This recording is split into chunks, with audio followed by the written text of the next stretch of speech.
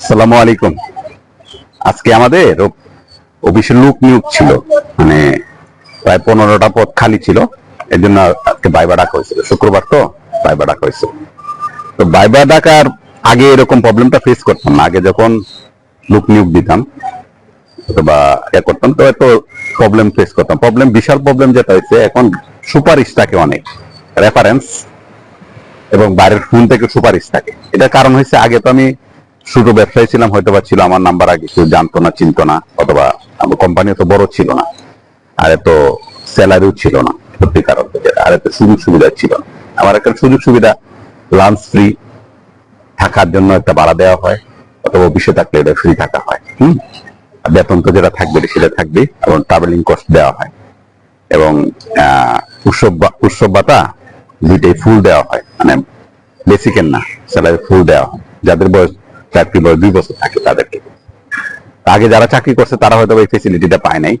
তারা যারা দেখবেন এই ভিডিও, তারা মনে হবে যে ঠিক মতো বেতনে দিই নাই। আমাদের অফিসে অনেকেরই বেতন দেওয়া হয় না, এটা আমি ওদেরকে বলছি। আমাদের অনেকেরই ঠিক মতো বেতন দেওয়া হয় না। হ্যাঁ, এটার কারণটা কি, বলতেছে বেতন দেওয়া হয় না কেন? আমরা যখন নিয়োগ দিই, এক্সপিরিয়েন্স ছেলেকে দিয়ে নিয়োগ দিই, যখন তাকে তার এক্সপিরিয়েন্স টোটাল দেখে, তাকে আমরা একটা কাজ ধরে দিই। কাজটা দেওয়ার পরে, সবকিছু ফেসিলিটি দেওয়ার পরে, যখন সে কাজটা পারে না, তার স্যালারি আটকা থাকে। বলতে কাজটা তো সে করছে, কিন্তু কাজটা সে করছে যে এক্সপিরিয়েন্স এর জন্য তাকে যে আমরা স্যালারিটা দিচ্ছি, তার স্যালারি দিয়ে আমরা কিন্তু একটা ফ্রেশ ছেলে, যে কাজটা পারতো না, যে কাজটা জানে না, এরকম আমরা 3টে ছেলে নিতে পারতাম, কারণ তাহলে সেও পারতো না। হ্যাঁ, তাহলে 3 জনের কাজে কিন্তু একজনের কাজ কিন্তু কখনো একরকম হয় না। তো ওদের স্যালারিটা আটকা থাকে। আর মার্কেটিং এ যারা থাকে, মার্কেটিং এ চাকরি করে, তাদেরকে একটা নির্দিষ্ট টার্গেট থাকে, নির্দিষ্ট টার্গেট ফিল আপ করতে হয়। হ্যাঁ, যারা 50%, মানে 40% মিনিমাম করতে হয়।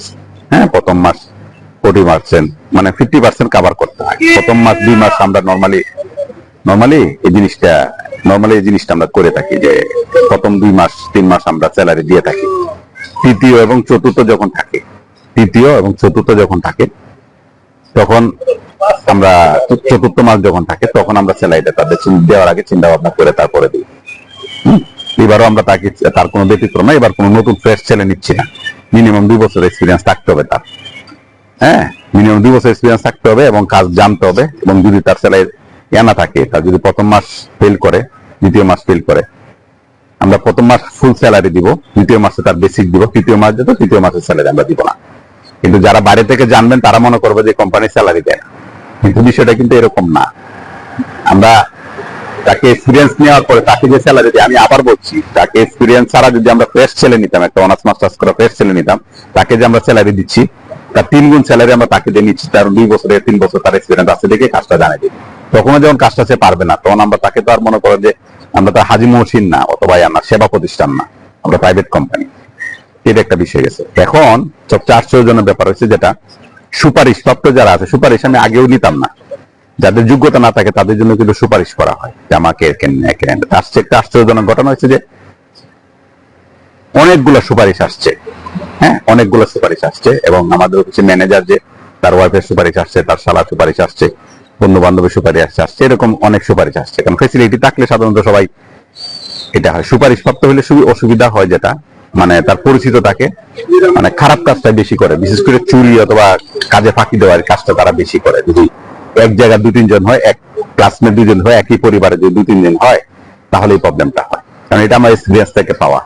হ্যাঁ, মনে করেন যে তার ভাই বোন, বন্ধু বান্ধব হলে সে কাজ করতে সুবিধা হবে না, কাজ করতে তার সুবিধা হবে, চলতে সুবিধা হবে, চুরি করতে সুবিধা হবে, কিন্তু কোম্পানির ক্ষতি হবে। কারণ কি, সে মানে যখন তাকে জিজ্ঞাসা করা হবে কাজটা কেন করেন না, বলতে স্যার এ করবে, মানে একটা নর্মাল হচ্ছে যে ভূগোল বোঝানো, যেটা বলে। হ্যাঁ, পদার্থবিজ্ঞানের ক্লাসে যখন ভূগোল বোঝানো, এই জিনিসটা এখানে এটা হয়। এর জন্য রেফারেন্স না হয়, একই জেলার হলে আমরা নিতে চাই না, একসাথে কাজ করতে দিতে চাই না। এক জেলার 2 জন হলেও সমস্যা হয়, ভিন্ন ভিন্ন জেলা। যে আমার জেলায় মনে করেন যে 2 জন থাকে, তাহলে তারা একটা দল হয়ে যায়। হ্যাঁ, এরকম ভাবে একটা দল হয়ে যায়। বন্ধু হলে তো আরো বেশি অবস্থা। যদি পারিবারিক ব্যাপার থাকে, আমি আগে পারিবারিক ব্যাপারটা দেখতাম।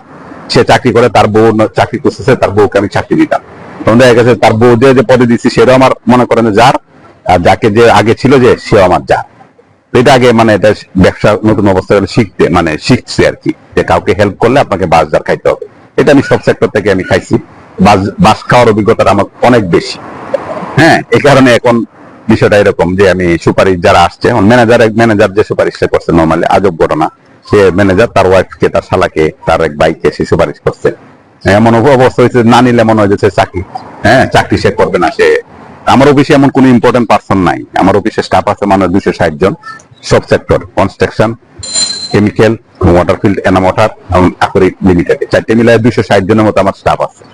আমি কাউকে ইম্পর্টেন্ট হিসেবে রাখি না এখন আর, যে সে চলে গেলে আমি অচল, সে যখন চলে যাবে সে আমি অচল, অথবা তাকে তার আমার অসুবিধা হবে, এরকম আমি এখন আর কাউকে এরকম ইম্পর্টেন্ট কারো রাখি না। যে যাওয়ার ইচ্ছা সে যে কোনো সময় চলে যাবে, কিকদের ভাড়া দিয়ে বিদায় করে দিব।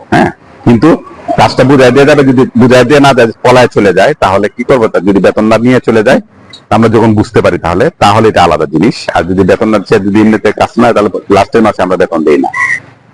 সেটা আমার অফিসের বুয়াও হইতে পারে। সে যদি বুয়া কি করে ধরেন, মানে যখন সে চলে যাবে, সে কিন্তু অন্য জায়গায় আমার যখন 5,000 টাকা কাজ করে, অন্য জায়গায় 6,000 টাকা কাজ পাইলে কিন্তু সে আমার চাকরি চলে যাবে। আমাকে কিন্তু সে 1 মাস আগে বলবে না। আমি অফিসে বুয়া, পিয়ন থেকে ম্যানেজার থেকে করে সিএ পর্যন্ত বলতেছি, সবাই যারা এই কাজটা করে তাদেরকে আমরা লাস্টের মাসে স্যালারিটা দিই না। যে পরিষ্কার যে আপনি এটা দিবেন না, জীবনের সত্যটা যখন নিয়োগ দিচ্ছে, যাকে বলছে আপনি যখন চাকরিটা করবেন না, তার 1 মাস আগে আমাদেরকে বলবেন, 1 থেকে 1.5 মাস আগে আমাদেরকে বলবেন যে আমি আগামী মাস থেকে চাকরিটা করব না। যদি এরকম যদি বিষয়টা থাকে, তাহলে কিন্তু আমরা, যদি বলে দেন, তাহলে কিন্তু আপনি স্যালারিটা পাবেন। এর মধ্যে আমরা লোক নিয়োগ দিয়ে দিই। মানে আপনি যখন হঠাৎ করে চলে যাবেন, আপনি আর 10 দিন পরে এসে বাবা অসুস্থ, মা অসুস্থ, নাটক করে অন্য জায়গায় চাকরি করে এসে বলবেন যে স্যালারি কথা। নাটকটা আপনাদের আমরা তো নাটকের ডাইরেক্টর। আপনি নাটক শিখাবেন কি? আপনি অভিনয় করেন, কামলা দেন, অভিনয় করেন, যেটাই করেন। আমরা কিন্তু নাটকের ডাইরেক্টর, প্রডিউসার এবং সবকিছু আমরা। আমাদের সাথে যদি নাটক করতে চান তাহলে তো